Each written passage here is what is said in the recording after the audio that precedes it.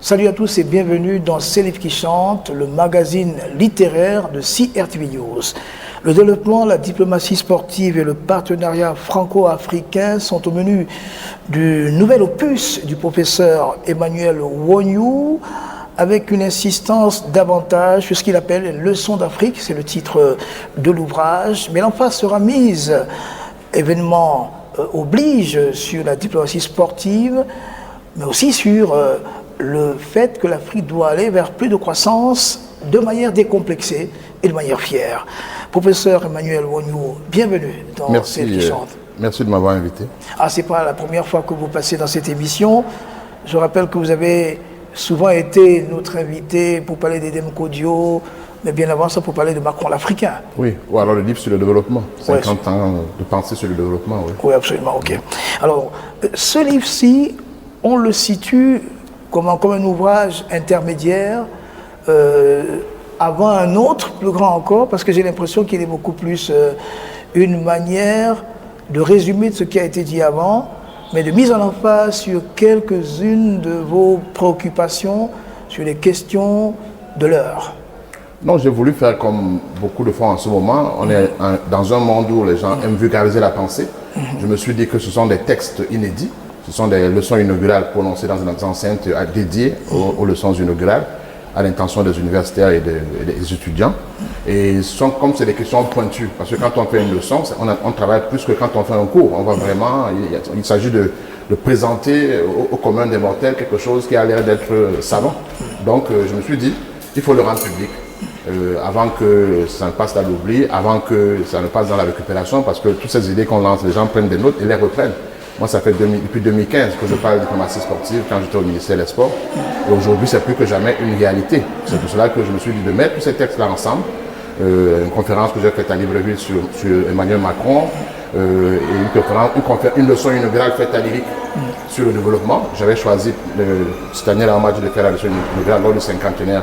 Et je l'ai faite sur le développement perçu comme une malédiction, le choix de l'extraversion, le choix que l'Afrique a fait de compter sur les autres pour son développement. J'ai essayé de piloguer là-dessus. Voilà, en fait, j'ai mis tous ces textes-là ensemble pour en faire un ouvrage. Leçon d'Afrique, c'est juste dire que c'est une pensée africaine qui parle de l'Afrique, mais qui voit le monde à partir du prisme africain. À partir du prisme africain. Alors, on va peut-être voir un événement qui marque l'actualité, c'est le mondial, Qatari, et vous nous avez apporté un ouvrage ici de Christian Quesno, Qatar, les secrets d'une influence planétaire en 100 questions. Là, ça nous permet d'ouvrir l'entretien par la diplomatie sportive, par un exemple, celui qui s'offre au monde, le positionnement, la mise en visibilité du Qatar à partir du football. Est-ce que on doit dire que le Qatar a voulu se faire montrer au monde par le foot? Oui, on parle de diplomatie sportive. On parle de soft power, on parle de cette diplomatie d'influence, ce sont des mots qui se ressemblent plus ou moins. Et je pense que le modèle par excellence de cette diplomatie sportive aujourd'hui, c'est le Qatar. Voilà un pays de moins de 300, on dit qu'ils sont environ 300 000 Qataris, même s'ils sont environ 2 millions, donc beaucoup d'étrangers. C'est un des pays au monde où il y a plus d'étrangers que de nationaux. Voilà un pays qui est gâté par la nature. Voilà un pays qui est gâté par la nature, qui est un pays gazier. Donc il y a du gaz, c'est un pays riche. Et il a choisi depuis 2008 de bâtir un programme, ils ont appelé ça Qatar National Vision 2030. Ça veut dire qu'il se projetait à l'époque en 2008 sur 2030 en voulant être dans le monde une nation sportive d'envergure et une nation culturelle d'envergure. Ils ont choisi les deux leviers du soft power, la culture et le sport.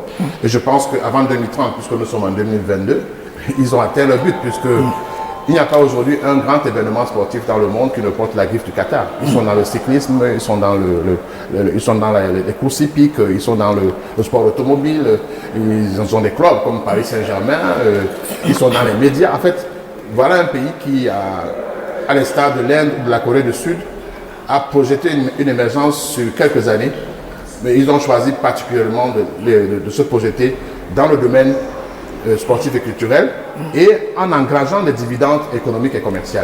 Voilà un peu le fond. Alors pour comprendre comment ça se passe et voir un peu comment le Cameroun devrait en profiter, puisque il a été à plusieurs mondiaux et plusieurs éditions du mondial. Alors, définissons un peu les termes, mais ça a été fait ici dans cet ouvrage, les mots-clés. On parle de soft power, davantage aussi quand il s'agit de culture et de sport. Qu'est-ce à dire? Non, il s'agit simplement de la puissance douce, pour le dire en termes plus simples. J'ai fait des définitions effectivement en allant chercher chez les auteurs comme Joseph Nye, mais je ne veux pas revenir aux définitions savantes. Il s'agit juste d'utiliser sa puissance douce, la persuasion. Ça peut être par la culture ou par le sport, qui sont les deux éléments les plus importants. Et inonder le monde et impacter le monde, avoir un message à dire au monde. Je crois que le Qatar a un message à dire au monde, c'est pour ça qu'ils se sont beaucoup investis dans ce domaine. Je montre dans l'ouvrage, en dehors de la définition, pour montrer qu'en fait c'est une puissance de persuasion, d'influence. Nous sommes aujourd'hui dans un monde de diplomatie d'influence. Il s'agit de faire vendre sa vision du monde. Le Qatar a une vision du monde. Puisque quand vous voyez par exemple l'ouvrage que vous venez de citer, 100 questions sur le Qatar, qui vient de sortir en France il y a un mois, c'est un ouvrage qui permet de voir que le Qatar, à travers le sport et la culture, est aussi présent partout. Quand on voit le sport, puisqu'on parle du sport, Bein Sport est une chaîne de télévision créée uniquement pour le sport, qui est une concurrente de Canal+, que nous connaissons plus ici. Donc, c'est un pays qui a une vision pour 2030, et je pense qu'avant 2030, et puis obtenir la Coupe du Monde. Vous savez, toutes les polémiques qu'il y a autour. Mais je pense que ces polémiques ressemblent un peu aux mêmes polémiques qu'on a eues sur la Chine, lorsque la Chine a obtenu les Jeux Olympiques de Beijing. En fait, les pays occidentaux ne supportent pas de voir ces pays dits émergents arriver au devant de la scène, presque par surprise, mais alors que c'est un travail a été fait sur la longue durée, un travail pensé, structuré par des instruments structurés très intéressants. Par exemple, quand je vois le Qatar, il n'y a pas que le Qatar, il y a la France, il y a le Brésil. J'ai cité beaucoup de cas diplomatie sportive. Le Brésil, c'est la France, par exemple, c'est parce qu'elle a échoué plusieurs fois à obtenir des Jeux Olympiques. Elle a fini par les obtenir. Elles auront lieu en 2024 en France. Ils ont créé une institution qui s'occupe du sport. Ils ont même nommé un ambassadeur pour le sport. Donc son travail, c'est de valoriser le sport, de mettre en cohérence tout ce que la France peut produire sur le sport et d'aller chercher les grands événements sportifs pour son pays.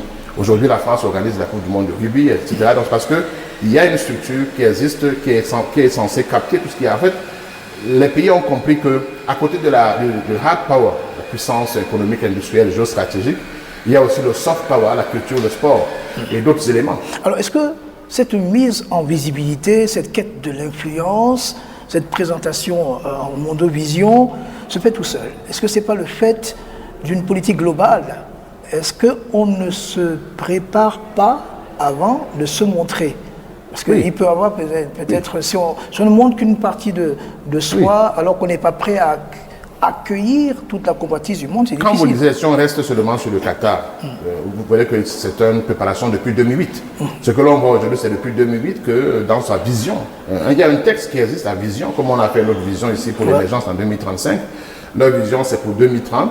Mais ils ont mis l'accent sur deux leviers et ils ont encouragé leurs hommes d'affaires, puisqu'ils ont beaucoup d'argent. C'est quand même un endroit où il y a des fonds souverains. C'est un pays très riche qui finance maintenant beaucoup de choses. Ils se sont dit, nous, on va impacter dans le domaine culturel, dans le domaine sportif. Et je crois que les résultats sont là de même. Et quand on voit ça, ils ne sont pas les seuls à le faire. Il y a des pays comme le Brésil, il y a la Corée du Sud. La France même, j'ai lu un ouvrage sur l'Atlas de l'influence française. La France veut aujourd'hui mettre l'accent sur tout ce qui, dans le domaine culturel, apporte une visibilité à la France. Sa littérature, sa cuisine, sa mode. Ce sont des choses, il faut que chacun utilise les atouts que le génie lui a donnés pour en faire un élément de visibilité dans un monde qui est dominé par les médias. Et dans un monde où on prévoit la guerre économique. Oui, la guerre économique, elle est là. Elle est là parce que lorsque les pays occidentaux font toute une cabale pour dire aux gens de ne pas aller à la Coupe du Monde au Qatar, on comprend très bien. Ça ressemble exactement à ce qui s'est passé pour la Chine. La Chine s'est fermée au monde pendant longtemps et puis elle a décidé de s'ouvrir et elle a fait les Jeux de Beijing. On a critiqué, mais quand tout le monde y est allé, a été ébloui, ce sera la même chose pour le Qatar. Alors, je reviens un peu sur la nécessité de cette diplomatie sportive. Je fais une relation avec un peu le commencement, la projection des États du monde entier avant les années 60, par les Jeux Olympiques, par la Coupe du Monde, et un ouvrage qui en parle, celui du professeur André Tonfo, écrit en 2014, c'était à la veille de la Coupe du Monde 2014, où il démontrait que le sport est un levier de conquête. Ouais. Et les nations occidentales ne cherchent pas le leadership sportif rien que pour la gloire du foot, mais le leadership sportif signale la puissance. Oui, pendant très longtemps, les gens pensaient que ce n'était qu'un jeu, c'était qu'un jeu sportif. Et vous parlez de cet auteur-là, on peut parler de Jean, je crois que c'est Jean-Marie Guegan, un Camerounais qui vit en Occident, qui écrit les ouvrages sur la géopolitique du sport, qui sont des ouvrages intéressants, puisqu'on vient de rédiger son ouvrage. Je pense à Pascal Boniface, qui a beaucoup écrit sur le sport et la politique. Le sport, la politique et les questions de puissance. Aujourd'hui, personne ne nie plus que c'est un élément de puissance. En fait, on ne va plus à la Coupe du Monde comme on allait juste pour jouer au football, rentrer, après on est content, on a vu un match. Les gens vont là-bas pour participer aussi à se faire voir.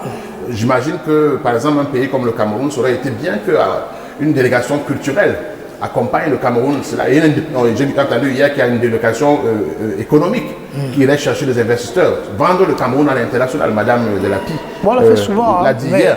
Alors, mais il faut le faire avec beaucoup plus de pugnacité et la capacité de se faire voir, puisque le Cameroun, en Afrique, est considéré comme une véritable nation sportive et on peut en tirer des profits. Nous avons les atouts. Oui, on a surtout eu une révélation, un moment qui était éclatant, 1990, la Coupe du Monde. Nous avons eu les Jeux Olympiques, qui est une sorte de Coupe du Monde alternative. Il y a eu beaucoup d'éléments. Il y a eu la CAN 2021 organisée chez nous. Alors, comment faire en sorte qu'on passe à une véritable diplomatie sportive au Cameroun, loin des atouts et des bonnes intentions, mais comment mettre la machine en marche? Il faut simplement que je peux dire qu'on ait le courage d'introduire cette dimension du sport. Moi, je pense que autant qu'on vient de le faire reconnaître pour les pays comme le Sénégal, aujourd'hui le Tchèque-Boudjen est reconnu dans le patrimoine commun de l'humanité, autant on vient de reconnaître la rumba pour le Congo, autant on peut reconnaître le football au Cameroun comme étant un élément de visibilité du Cameroun à l'international. Vous avez cité ces lauriers, on peut ajouter le meilleur joueur africain du XXe siècle, Roger Mila, on peut ajouter les lauriers glanés par M. Kakaba Malboum ou alors M. Issa Hayatou dans le monde. Nous sommes reconnus dans le monde comme nation sportive. Il reste peut-être que notre diplomatie intègre cela dans son discours, qui est un narratif. Aujourd'hui, on parle de storytelling. Ça veut dire que quand tu invites des gens, comme on a invité les gens à la CAN 2021 ici, c'est pour leur raconter une histoire du Cameroun. Bon, elle a été racontée à la cérémonie d'ouverture, mais il fallait la mettre aussi par écrit, que les gens rentrent en se disant que le Cameroun même c'est qui? C'est quoi ce pays qui... Est-ce qu'il ne faudrait pas associer les compétences? Vous êtes enseignant en lyrique par exemple. Est-ce qu'on ne devrait pas utiliser les compétences, la ressource humaine dans ce secteur comme VRP du label Cameroun? Oui, d'abord les VRP les plus importants, c'est d'abord les sportifs eux-mêmes. Moi je pense que peut-être que le chef de l'État pourrait accoler au titre d'ambassadeur qui est donné à Roger Mila, ambassadeur pour le sport. En France, ils ont créé un ambassadeur pour le sport. Ça veut dire que c'est le monsieur sport, tout ce qui est sportif, tout ce qui est valorisation des talents sportifs, tout ce qui est valorisation, aller chercher des événements sportifs, c'est cette structure-là qui s'occupe de cela. Ça permettrait qu'on montre que le Cameroun a reconnu que le sport fait partie de son ADN. Moi, je suis de ceux qui pensent depuis toujours que le sport et la culture sont des éléments qui font partie de l'ADN des Camerounais. Nous ne serons jamais premiers en matière économique et industrielle. Par contre, nous pouvons influencer le monde par ce qui est culturel, par ce qui est sportif, parce qu'il y a des touches et des marques qui font que notre pays est un peu... Quand on voit Eto'o, Samuel Eto'o, donc quand on ira au Qatar, les gens viendront plus voir Samuel Eto'o que l'équipe. Parce que, et Rigobert Song. Parce que ces noms-là, dans les articles que je mets dedans, j'ai rappelé par exemple que Cristiano Ronaldo, quand il brille, il brille encore. Qui connaît le nom du Premier ministre portugais? Personne. Par contre, on connaît le pays Portugal par ce joueur-là. Donc, il faut que la diplomatie camerounaise s'empare de cette question, l'intègre dans sa diplomatie. Il n'y a pas de honte à mettre monsieur sport dans les ambassades, comme on met monsieur culture, monsieur commerce, monsieur économie dans les ambassades, puisque un pays comme la Corée du Sud l'a fait. La Corée du Sud a un monsieur qui vend la culture, le soft power coréen dans les ambassades aujourd'hui. Mais il va se poser un problème. Une fois qu'on a brillé, est-on prêt ici? Comment faire en sorte que la diplomatie sportive camerounaise soit une machine qui soit accompagnée par des compétences prêtes et parées pour? C'est une question de mise en cohérence, c'est une question de structure à créer, parce que quand on voit, que ce soit l'Amérique que j'ai cité en exemple, C'est une structure, c'est sous Mme Hillary Clinton qu'on a créé une structure dédiée au sport comme élément de visibilité internationale. Quand on voit le Brésil, quand on voit la Corée, quand on voit même la Russie, donc ce sont des pays qui ont pensé qu'il faut utiliser le sport. Le sport est aujourd'hui un élément politique, et politique, géopolitique, géostratégique. Donc le Cameroun peut, après les victoires, et même en fait mettre les victoires en cohérence. Quelqu'un disait hier dans une émission que pourquoi quand les gens sont venus ici, on n'a pas montré la salle de coupe. Il faut qu'on explique un peu le cheminement du Cameroun. Moi, quand j'étais au ministère des Sports, je me souviens que l'Afrique du Sud est venue ici. Un ministre est venu ici pour savoir quel est le secret des victoires du Cameroun. On lui a fait visiter l'INJS et tout le reste. Non, on devait avoir un parcours fléché. Fléché. Quand on va au Brésil, je suis allé au Brésil, au stade de Maracana, il y a même la plante des pieds des joueurs est là. On raconte l'histoire. Il y a un grand écran qui montre les victoires du Brésil depuis le début de la Coupe du Monde. Ça montre, ça fait vibrer les gens. On se dit que quand j'entre au Cameroun, j'entre dans un pays de sport. Je me souviens, à la veille de la CAN, on était dans une émission à la CRTV scène de presse où on disait qu'on est à un mois de la CAN, on ne sent pas l'effervescence. En fait, il faut que les pouvoirs publics s'en servent. Le chef de l'État montre le chemin. Je crois que le chef de l'État, depuis 1982, je le montre dans mon article, a eu un discours sur le sport. Il a eu des gestes pour le sport. Il a fait beaucoup de gestes pour le sport. Mais ce n'est pas un chef de ça, il trace la ligne d'horizon, ce n'est pas à lui de mettre en musique tout cela en bas et mettre en cohérence. Le problème, c'est de mettre en cohérence. Parce qu'un pays comme le Qatar nous montre qu'en misant sur le sport et la culture, ça a joué un rôle fondamental pour son économie, pour son commerce, pour sa visibilité. Puisqu'aujourd'hui, vous regardez ce livre-là, vous voyez que le Qatar est présent partout, est en train de racheter des choses en France, en Angleterre. C'est un pays qui a une vision et qui est passé par le sport. C'est un pays qui n'était pas un pays de sport, mais ils ont misé sur cela. Le Cameroun, par contre, est un pays de sport. Donc nous avons tous les atouts. Maintenant, c'est à nous de les valoriser. C'est un peu ça mon plaidoyer, en fait. Ok, l'autre sujet, c'est Emmanuel Macron, justement.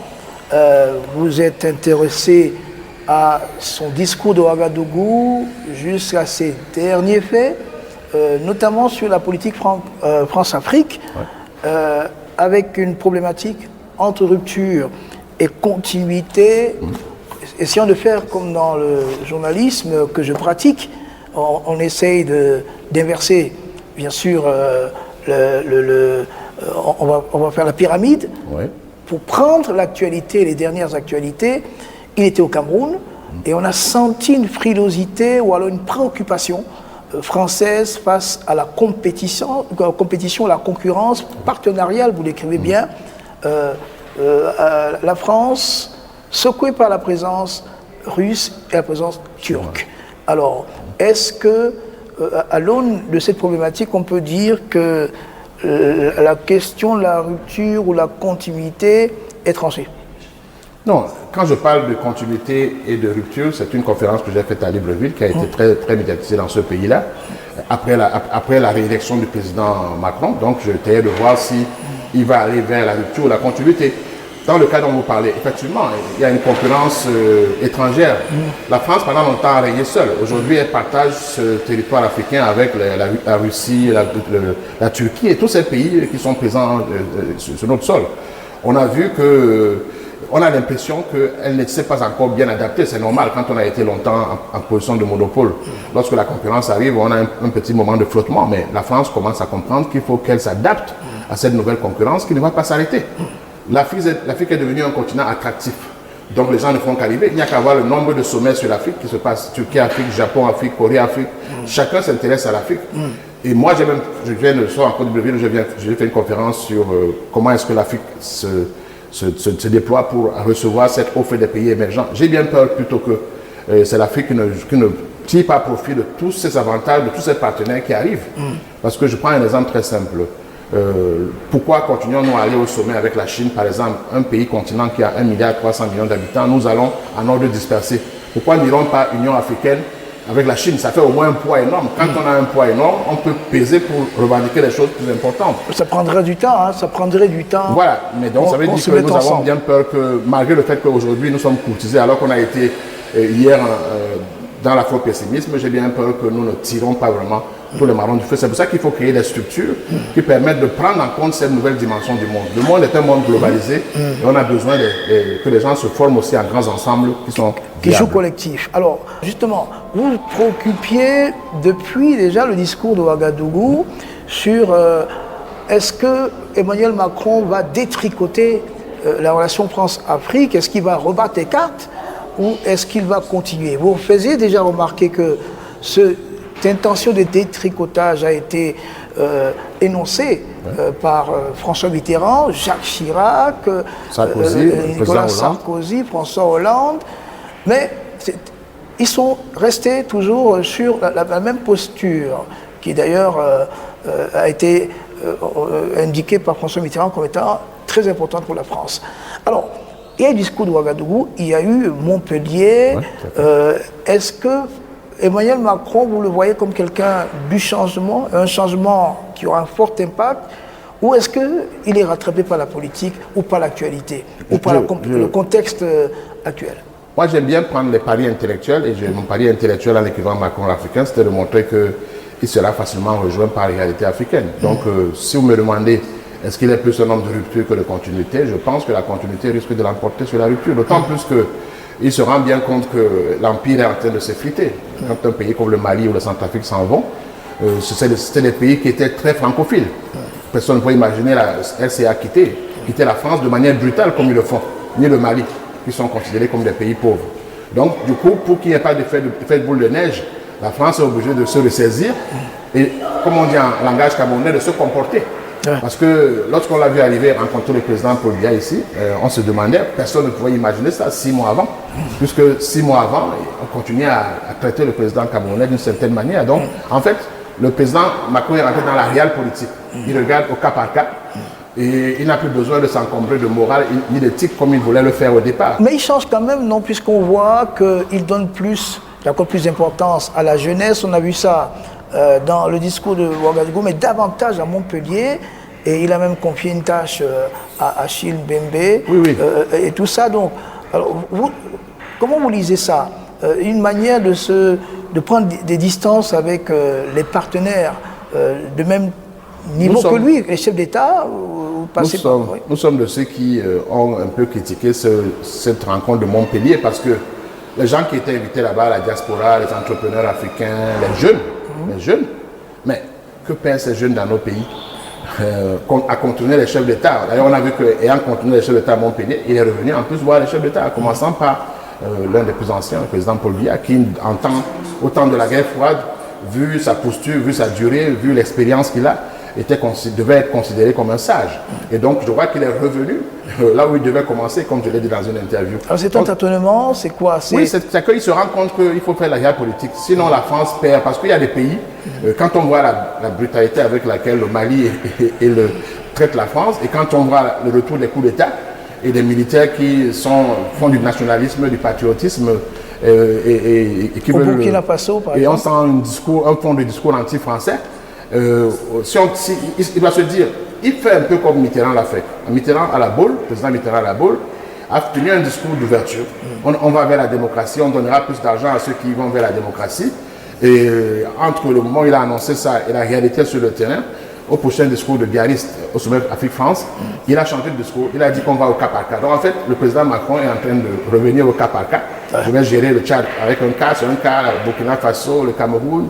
Le grand discours de Ouagadougou, je pense qu'il commence à vivre. Le reste, ça peut apparaître comme plus du cosmétique. Quand on voit les jeunes à Montpellier, ils sont rentrés, ces jeunes, j'en connais pas mal, puisque moi-même j'ai pu en pousser 2 ou 3 jeunes à y aller.